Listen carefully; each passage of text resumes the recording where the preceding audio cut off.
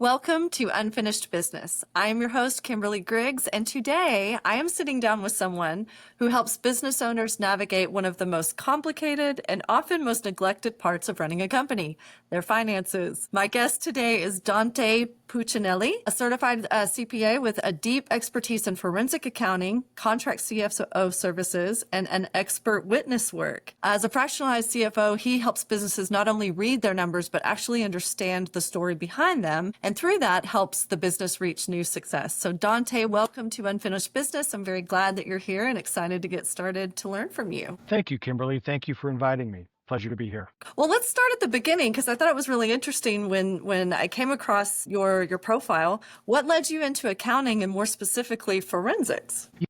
What led me into accounting was working in a family business. That was one of the things, that there was always plenty of bookkeeping work to do. And so I learned to do basic bookkeeping at a very young age, and it was really easy. In high school, I took an accounting class, and it was like the first time I ever really took a class where it was like, I really understood it.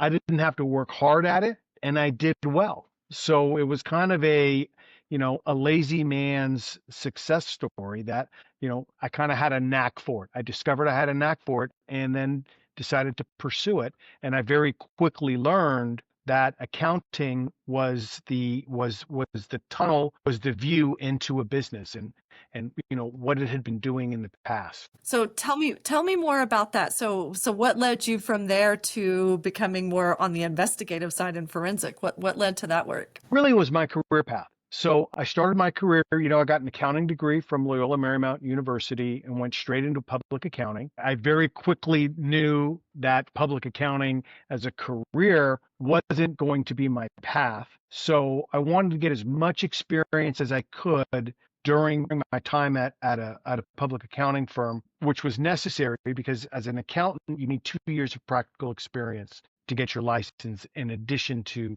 all of the examination requirements. So I wanted to make the most of that time. I did time in audit, I did time in tax, and I did time in consulting. And while I was in consulting, one of the things I did was installed, this goes back to the late 80s when firms and businesses were bringing their accounting into their firm, as opposed to having their accountants and their bookkeepers come in, do the books and leave, or they would send the checkbook and, that sort of thing. They started to do everything in-house and they discovered, wow, I don't need 12 people in my accounting department. With software, I can do it with 3 people. Yeah. So, that was kind of my start. And one of the installations I did was a business management firm, Hollywood business management firm. And it was old Hollywood. It was great names from the golden age of Hollywood. A lot of them were still alive and very active. Some were still working. It was a great experience. And there I had a great mentor. And we did everything. We did everything from their banking, writing their checks, depositing their money, hiring and firing their gardener, whatever they needed. I mean, no 2 days were the same. Some of these clients were very, very wealthy and had very, very sophisticated financial structures. And as a business manager, you're the quarterback. As a business manager, you're dealing with the lawyers, you're dealing with the bankers, the insurance people. And I really, really enjoyed that. And it really gave me a view into the whole financial picture, everything that is involved in wealth management. A big part of that was investment portfolio management. There was a broker dealer there, and I eventually ran the broker dealer and the investment manager. And so that path took me towards retail investment management. And I did 13 years at Merrill Lynch in retail wealth management. And just as I was kind of getting to the larger portfolios, et cetera, and Merrill Lynch was blowing up, I went into institutional management. So this was large pension plans, charitable organizations, et cetera. So those first 20 something years of my career, I really got into all aspects of wealth management and the lives of very wealthy people. because I want to bring this up. You mentioned mentorship. Looking back in building this skill set, how important was mentorship into how you transitioned to a business of your own? How important is it? I don't miss his birthday. Every year on his birthday, I tell him, this is the time for me to remind you how much influence you had on my career and how from some of my little routines that I still do every day to how I view things and how I handle things were so heavily influenced by him. Others, my dad was a great mentor to me. I was very lucky to have great mentors, but a few of them really stand out, and Hugh Robertson was definitely one. I love that. So important. You mentioned routines that you have in place. That I'm assuming that you learned some of that through your mentorship relationship. What are those? Just curious. The way I organize, the way I'm still a to-do list guy. I'm still a track your time guy. I am still a God, believe it or not, Kimberly, I have, next to my door, I have an inbox. I mean, literally an inbox. And Mhm. on my desk, I have an outbox. I mean, literally an outbox. And, to the extent that this client, there's still a lot of paper that goes around and checks to be signed, et cetera. The flow goes into my inbox and leaves my office in the outbox, that sort of thing. Yeah. Organization. One of the things I learned very, very quickly is never walk in to a messy desk. Night, clear your desk. Yeah. Makes such a difference. The, Yeah. the the only way the cleaning crew knows if I've been here is if there's something in my outbox or there's something in my trash. Other than that, my office looks the same every day. Those organizational skills, just those little things in terms of routines. Yeah. It really affects your whole day. I totally agree with that. We should thank our mothers for those words of wisdom as well. Right, exactly. Yeah, no kidding. So tell me how you were able to then, you built this career over the course of 20 years. At what point did you transition that into knowing you want to serve other business owners in a fractionalized way, or taking your expertise and applying that in a different way and to serve others? Really, it wasn't until even after I left retail or after I left institutional investment management, an opportunity came up through a mutual friend, a coach actually, for a client that had a law firm, had a very sophisticated financial structure, a lot of partnerships, a lot of businesses, and he was, going to be deeply involved in a 2-year project, and he wanted to bring somebody on to be like a COO and a CFO. Hmm. And so I really dropped everything. I had a book of business, with my institutional client, sold that back to the firm. I mean, literally jumped off, burned the Wow. bridges. There was no going Wow. back, right? When I say burn, I shouldn't say burn the bridges. I burned the Yeah, no, no, no. ships, burned the ship, Yeah. right? Was it Cortez who burned the ship? So that his people couldn't leave, right? I burned the ships and I dove in, single client, one client. If that client didn't like what I was doing and fired me, I was out. I, you know, Mhm. didn't know what I would do. Took the leap. Worked out great. And I came in as a COO and a CFO. And the first thing I did, going back to my business management days and that Mhm. mentor, set up systems and process. Systems and process. People know what to do and how to do it. One of my favorite accomplishments in my career was when I got to this client, and it's actually the same client where I'm sitting today. They had somebody who was, inputting things into QuickBooks and printing checks. And, I developed her into a controller.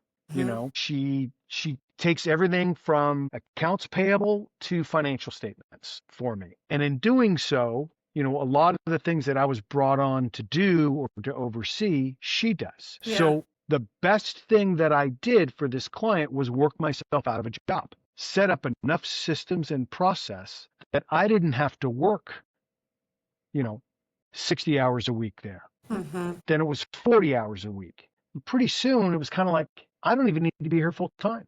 And so Wow. eventually what I did was said, okay, I'm going to go part time and I'm going to start to take on other clients and other projects and see where I could do the same. And that's Mhm. kind of how it started. And I was doing some expert witness work because my client is a lawyer. I started to Oh. know a Mhm. lot of people in the legal community. Mhm. one of the opportunities that came up was, this litigation involves these financial issues. Could you give an opinion on it? Sure. Yeah. It was like it was easy. And so I developed it. And then, there are a lot of people, and I'm thinking to myself, a lot of people that I would talk to, people who have financial acumen better than, why don't you do expert witness work? They don't want to do the testimony. Really? It's depositions, right? Yeah. And it's trial testimony. And, Yeah. if the case is big enough, it's going to get to a deposition. It's going, usually more than one, and testifying in court. And a lot of people don't like that. I love it. Hmm. It's a thrill. I mean, it's stressful, but Yeah. it's a thrill. It's a thrill. Yeah. So does that continue to be a part of your business strategy? I mean, you continue to do some of that work? I turn down more than I take, and I still do some here and there. I'd like to do more, but I've keep getting engaged in projects and things like that haven't really given me the opportunity to dedicate the time to it. Yeah. And a lot of times, kind of one of my niche things and where I've had the most success as an expert witness really has been some trials have a different phase for punitive damages. And when there are punitive damages, somebody has to come along in a very short amount of time and do a quick analysis of worth, right? What is this defendant's ability to pay punitive damages, right? So you have, okay, well, this is what their assets are. This is what their liabilities are. This is what their net worth is. This is what their liquidity is. And this is the amount that they could pay punitive damages. And you have to do that in a very, very short amount of time. And I like those engagements because usually you're getting engaged at the end of an ongoing trial with, if we get a verdict, we're going to have 3 days, in 3 days, we're going to have a punitive damages hearing. Mm-hmm. So when it's going to be, it's a very short amount of time, and you get in and you do it. It's really just evaluating, doing what you do every day. Correct. And I guess when I think about my business management experience, I was a CFO for a lot of families and their businesses, right? So an actor, right, has a family, in a complex financial situation, and they have a business, right? The business they work out of. And as the business manager, you're kind of you're the CFO, you're also the, whatever they need at the time. But you're the CFO of several people, several clients, and definitely learn how wealthy people spend money. You learn how money flows in and out of businesses. Mm-hmm. And then as I took on the lawyer and his law firm and all of his businesses, again, I was the CFO for a lot of different entities. And that's when I quickly realized, no, some entities and some people can't really justify a full-time CFO. Yeah. So you take on a new client, sure, a lot of upfront work, set up systems and process. Outsourcing, which is a huge part of my strategy, Mm-hmm. you get something set up and running, you'll go from 20, 30 hours a week to 3-4 hours a week. Yeah. And then move on to the next one. Yeah. I love that. It's actually a very good segue to what I would love to learn more about next. But so now the fact that you have been peeking behind the curtain, so to speak, for small businesses, whether that be, sole proprietor of sorts or large companies, what are some of the biggest red flags that you're seeing? I mean, you kind of alluded to this and how wealthy people spend money or how, businesses may spend money. But what are some of the red flags that you're seeing when you step into their financial worlds? One of the things I see a lot is, and this goes both into businesses and high net worth individuals that, maybe they have somebody that comes in twice a week or 3 times a week, right, to write checks and pay bills and that sort of thing. People build little fiefdoms, whether it is, some operational aspect of a business, and very often in the accounting aspect of a business, somebody's going to build a little fiefdom, right? They have papers all over the place. They pay the bills. They've got the relationships with the vendors. And whether it's intentional or not, they make very, very simple things can become very complicated with all kinds of, well, you got to take a photocopy of this and put it in this file.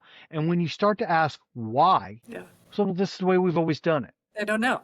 Right. Well, because that's the way because that way I was taught, right? Yeah. Yeah. You have to take a picture of the check and staple it to a copy of the deposit slip, and you put it in the file. And at the end of the year, you close the file and then you make a new file. It's like, well, why? Well, you may need to come back and look at the check. Okay. Does your bank, can you go online and look at a deposit in your bank? Right. Well, yeah, but we don't do that. So it's that sort of stuff. Doing things the same way because that's the way it's always been done. That's a red flag. Okay. Mm-hmm. Mm-hmm. Where a business owner is getting their May 31st financial reports on June 20th, right? So almost 3 weeks have passed. And if there's a problem, you've lost 3 weeks to deal with it. Right. Not understanding their cash flow, not just their cash flow this week or for the payroll that's coming up in 10 days, but 90 days, 6 months. Mm-hmm. What do you project your cash flow to be a year from now, especially if you're going to be making investments in some aspect of the business, whether it's hiring new people or it's you have an opportunity to buy somebody's business to grow your business. You have to know your cash flow and your ability to raise cash. Those are very common, typical red flags. I fear I might know the answer to this question, but I'm going to ask it anyway. How many of businesses, when you step into the initial meeting, don't know any of that information that you just stated? I don't know. I'm taking on a new client who he knows that. And that's why he wants to bring me in. He knows it. He's just had no way of getting to it. So it's a matter of Andy doesn't want to change his staff, which is understandable. Okay, so we'll just go in and set up, teach, suggest, and implement strategies to get him to that point so that his existing staff can create those kinds of projections or can have a system and process to get him information, the week after the end of the month, not 3 weeks or 2 or 3 preliminary information, by the second or third of the month with final information, maybe on the 6th or 7th, that sort of stuff. Proving automation and like, as you mentioned before, but systems. But so you sort of go in like, as you said, you alluded to the fact that you're the quarterback, you write the game plan, and then whatever pieces are in place, you're helping them to implement that. Sure. I mean, to take the quarterback analogy, you show the receiver where to run, you show the tackle how to pull and create a hole. Whatever analogy you want to use, you basically create a team that knows what to do and can implement systems and process, and they know when to ask for help. Most problems occur when somebody hasn't asked for help soon enough. So that's a little bit of a culture thing that you have to create as well. Know when to ask for help, but don't ask for help for everything. It's a delicate balance, right? Right. Kind of like with our kids. If you do everything for your kids or you help your kids do everything, they don't really learn how to do things themselves, but you try to teach your kids, some problems don't age well. The sooner you get help, the sooner they can be resolved. It's the same thing in accounting teams, accounting departments or operations departments, etc. So if you were starting from square one, sitting down with an owner who feels very overwhelmed by the situation and looking to either grow, scale, exit, wherever they are in the phase of their business building, where do you begin? Where does your process begin? The first thing I try to do is I try to get kind of what I call a cradle to grave understanding of the business, right? What's the first aspect of the business flow and how do things flow? How does this business work? How does this business make money? What's the object of the business? So you quickly learn about the business. Then you start to spend time with the people And while you're doing this, you're speaking to the owner and you're speaking to management teams. What's the vision? What are we working toward? Where do you see this, a year from now? Where do you see this 5 years from now? And what's amazing is how many people really don't think like that. They get so focused on today and their Yeah. business is doing well, right? And they're making money and they're so focused on today that, and things are going along just fine. But, if to use another analogy, right? If you're, when we teach our kids to drive, right? They want to look at the car in front of them. And we tell them, Right. okay, yeah, the car in front of you is very, very important, but you got to look down the road. You got to see the light ahead. You got to see the cars Yeah. next to you. You Yes. got to know where you're going. If you're just going to follow the car in front of you and that car's going to Anaheim and you're going to Sacramento, you're not going to get to where you're going, right? Yeah. Right. So it's that sort of thing, you know. And look, you run a business, it's really easy to do. I guess we hear what's the adage that we hear over and over again?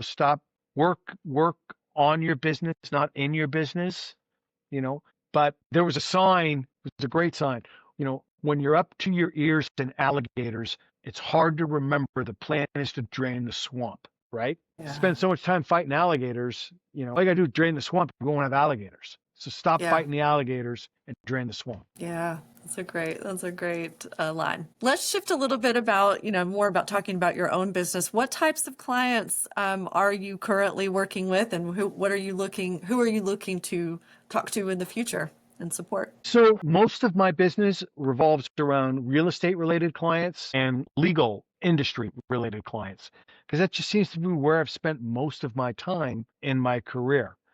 Um, and, that's where my contacts are. That's where my activity is, and that's where the opportunities come up. Yeah. But one of the things I learned a long time ago, whether it's real estate, whether it's a law firm, whether it's a parking business, um, whatever the different things I've done, at the end of the day, people are people and money is money and math works the same Yeah. Yeah. at the end of the day. Yeah. So you can really be a support and play quarterback role to any type of business. Sure, for the most Yeah. part. Some Yeah. businesses have intricacies, but then you just bring in the talent that you need. I've done work in the securities industry, right? And the securities industry, there's very, very complex technical things required um, for the CFO of a securities firm, broker dealer, investment advisor, et cetera. Okay, well, I have experience in that too. But when you don't, you just find the people that do, and you Yeah. run the team, right? Yeah. So how do you go about, I want you to share a success story with me really quick, but I also want to know how you, in terms of marketing or attracting new opportunities within your network, how do you differentiate yourself from others that are in your space? You know what? I've been really, really lucky that I've never really marketed myself. I've been lucky that my phone rings. People call me. I've got great spokespeople, right? I got people that I've worked with in the past that have said very nice things about me. Yeah. A lot of work has come that way. You asked me if I have a website. It's like, no, I don't have a website. And it never really even occurred to me to have a website. I don't know what I'd put on the website, but yes, I should, right? I need to find the person, right, who knows what I need on the website and do it for me. So you spark something in me. That's good to know that we can all learn from each other. Absolutely. In your experience, what is something that you are still learning while exploring, building, your I'm not quite sure what you mean by that. One of the things that really is top of mind is AI. I really can see where, if I could do it, AI could probably do it better. So, what does that mean for someone like me? Yeah. And how can I use AI maybe to leverage myself? One of the things is I turn down more work than I take just because I don't have the capacity. Right. But with AI, could I? Yeah. So that's definitely something that I'm learning and need to learn more of. Yeah. Technology in my industry is ever changing, kind of like what I alluded to when I started to do install accounting systems. You know, Hmm. really before the advent of the PC, the computers were in some big room, right? Down the hall, and you bowed to it when you walked by because it was, something so special and so smart that, you know, our phones, our watches, what's on our watch could do more than those big computers could do back then, right? Yeah. And how that changed our business, right? Where people could do their accounting within their business, and how technology changed our business. It's still changing it. So that's something I'm still learning and trying to keep up with. And there's so much there. There A is. lot of really smart people doing really clever things. Yeah, it's interesting. This topic has come up in almost every conversation that I have on a daily basis. So I think it is on everyone's mind. What questions are your clients coming to you in regards to AI and how that can improve their, whether that be wealth management, risk management, and or strategies that people might not know of? What are they asking you? Well, in the wealth management, there's a lot of discussion because artificial intelligence investment advisory services are outperforming some of the best, but then they're creating their own market and they're influencing the market. Kind of like, well, we've seen this before, right? Think about the algorithms and what the early computers did to the stock market in 1987, in October of 1987. The first closest thing that we've had to a crash since 1929. And then Yeah. other episodes in the late 90s and early 2000s, where algorithm and program trading completely changed the market. Or the Hmm. flash crash, I think that was in, I don't know, 2009, 2010, where Hmm. I think it's the one and only time where the market circuit breakers, 10% or 5% change in a day, whatever it was, triggered and shut the markets down for an hour. So we've already started to see how faster than human thinking can influence the market. Hmm. Um, and I think we're going to start to see smarter than human thinking even further affect the wealth management Yeah. market. From Yeah. the real estate side, not as much, not at least for what I'm doing. Certainly in the legal profession, there's a lot of AI and there's a lot of Hmm. questions about AI and there's a lot going on in terms of operations right now. Certain types of things that lawyers do, especially in litigation.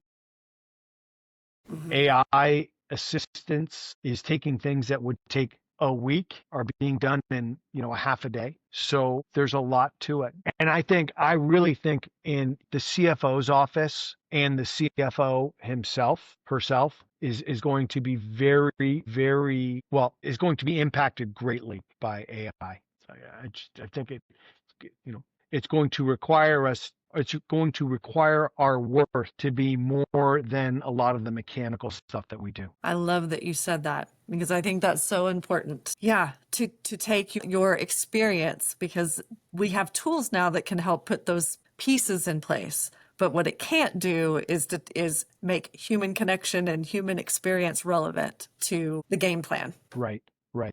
Yeah. I still haven't seen AI effectively coach staff and effectively mentor, right? We talked about mentoring. I think, I don't know. I didn't think we'd see autonomous vehicles for another 30 years and look where they are. I don't know. Maybe AI, maybe artificial intelligence is going to be able to coach and mentor.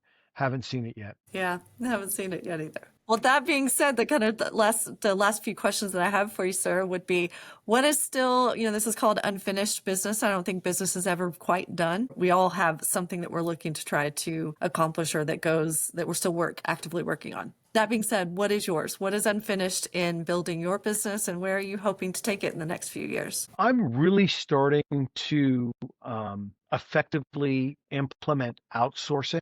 It's become a huge demand or opportunity, right? And people are very reluctant, right, to take things that are in their sight and in their control and put them in some far off country with a different time zone and, certain language difficulties, etc. Yeah. But the effectiveness is incredible and I'm leveraging it more and more. And I think, I think AI is going to play, it, along with outsourcing is going to be huge Yeah. in my industry.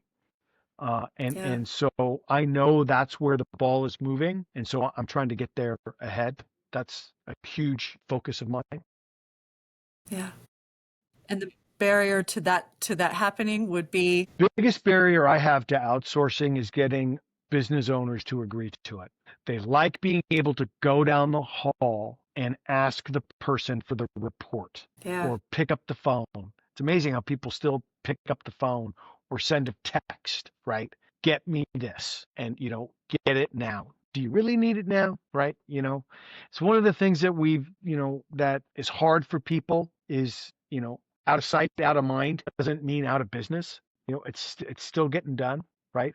Right. It's getting done more effectively. It's getting done quickly, right? And with one of the good outsourcing source or a good outsourcing company has enough standard operating procedures and they're deep enough that when the bookkeeper or the clerk or the assistant goes out on vacation for 2 weeks, you're not hosed, right?